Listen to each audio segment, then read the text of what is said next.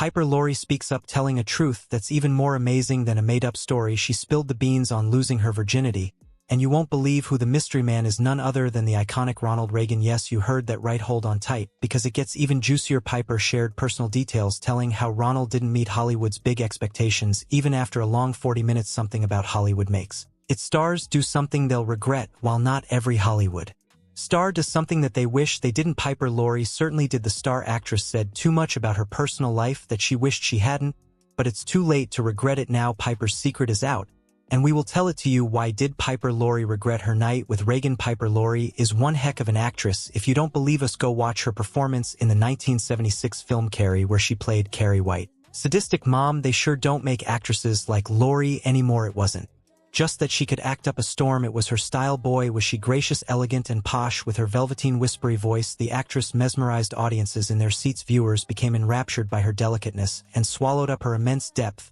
Who knew such a soft voice could move men and women alike with an incomparable grip? Unfortunately for the actress, she began her career with a studio that didn't need her talent. What they wanted was her beauty, and she had lots of that. The actress was so pretty that President Ronald Reagan seduced her. Universal thought to harness her beauty, and whenever a job required her actress to put in a dramatic shift, the studio held her back. Her charm, ability to convey emotion, and other compelling attributes as an actress took second place. Universal wanted her to continue to be the damsel in routine romantic comedies and exaggerated adventures. It didn't help her case to get the more serious roles, as she performed excellently in these films, so she became a working formula that brought in money. Universal had no motivation to change what worked well for it, and the actress became the comedy girl as she continued working under her stifling Universal contract. Imagine the actress missing an opportunity to work alongside one of the greatest directors of the era just because her studio was not visionary. Surely the actress must have had regrets about her career. However, the shocking part is that being tied to an unfulfilling job isn't part of the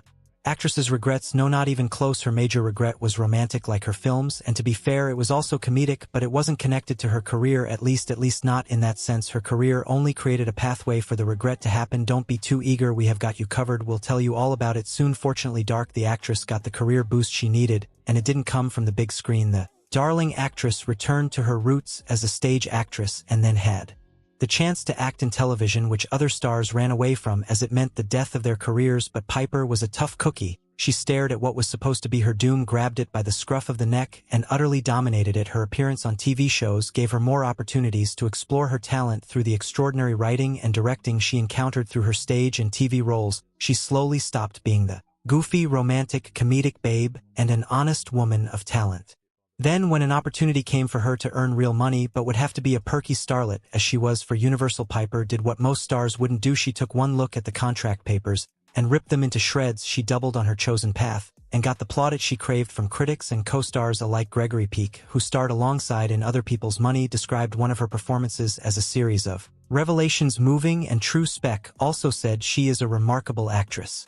She never does what you expect her to do. She always surprises you with her approach. Roach to a scene. Then her career got dotted with a series of Oscar Award nominations as proof of the heights she has attained as an actress despite the delay. She must not have seen this coming for Piper Laurie. Well, she wasn't born. Piper Laurie Rosetta Jacobs was born on January 22, 1932 in Detroit, Michigan, to Alfred Jacobs, a furniture dealer, and his wife Charlotte Suddy Jacobs. The actress had a sister, and the family lived in a one-bedroom walk-up on Tyler Street in Detroit. When Piper was 6, her father moved the family to Los Angeles. Did you know that Laurie almost didn't become a star? When she was young, her parents realized she was timid. However, they were determined to help their daughter become more confident, so they got her weekly elocution lessons. These lessons blossomed and set the actress on her path. It was from the lessons that Piper found herself in the jaws of Universal. The studio helped her taste stardom and was interested in making a star, but there was a problem. It was Universal's way or no way. When Piper signed her Universal contract in 1949, she was excited. She was going to be among stars like James Best, Julie Adams, Tony Curtis, and Rock Hudson. However,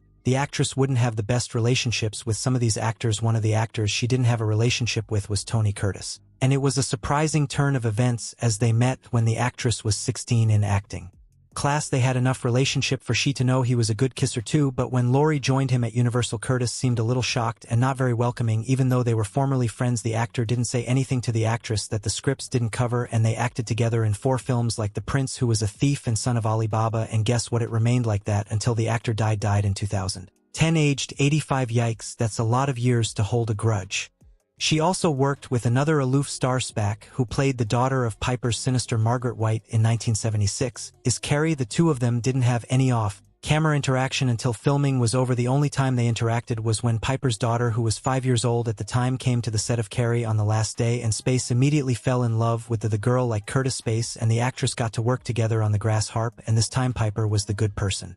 And Space was the mean one. You bet Laurie loved her role in the film. So is the actress's career. Just a long history of conflict with her co-stars. Heck no, she dated one of them and slept with him. In fact, that actor she dated was her first, and you could say he was special. He had a presidential bearing around him. The actress dated Ronald Reagan, and by so doing she did something she regretted. No, it wasn't the relationship that she regretted. Well, she wasn't satisfied sexually by Reagan, but she didn't regret the relationship. Piper only regretted talking to the media about how ungraceful in bed Reagan was, and how he was only concerned about himself throughout the process. I wish I hadn't written quite so much about her encounter, she said. She realized later on that she could have revealed their relationship without the sexual aspect of it. Piper was so embarrassed that when Reagan was leaving the office and invited her to come to the White House, she declined because of what she had done. So what happened anyways? If anyone remembers Reagan, they'll agree on one thing: that man could talk. He was just brilliant at it. Put him in a room full of people who didn't like him, and they'll leave there smiling and whooping. That was Reagan. This man was able to galvanize Americans with his speeches and led a mighty charge into the White House. But it turned out that Reagan was only that publicly. Romantically, the man could be painfully unaware. So he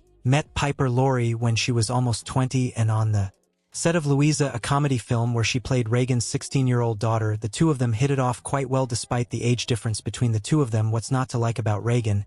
He was a tall, strapping 6 feet 1 inch man, and could be charming too if he wanted to be. Reagan at the time had div-ed actress Jane Wyman, and hadn't begun to date Nancy Davis, the woman who would later become Nancy Reagan. Ronald was respectful, and rather than do anything behind the actress's parents' back, he went to see them to ask for permission to take their daughter out. Piper's mom agreed, but neither she nor Piper knew what the smooth talker had planned. Instead of the date the man had said he had planned, he took the actress to his home and whipped up burgers for the two of them. From there things began to get steamy, and they had sex. It was Piper's first, and she wanted more, but Reagan wasn't ready to give her more. He retorted that he spent 40 minutes on her, and that should be enough for her. He even said, "There's something wrong with you. You should have had many orgasms by now. After all this time you've got to see a doctor." That's not what to tell a woman who just had her first experience. The actress insisted she wanted more, and to prove his point that something was wrong with Piper, the actor revealed the amount of condoms he used and bought. Whatever he did, he kept making it worse. No wonder the actress carried a grudge against him for that long. Who wouldn't? Eventually the two would go on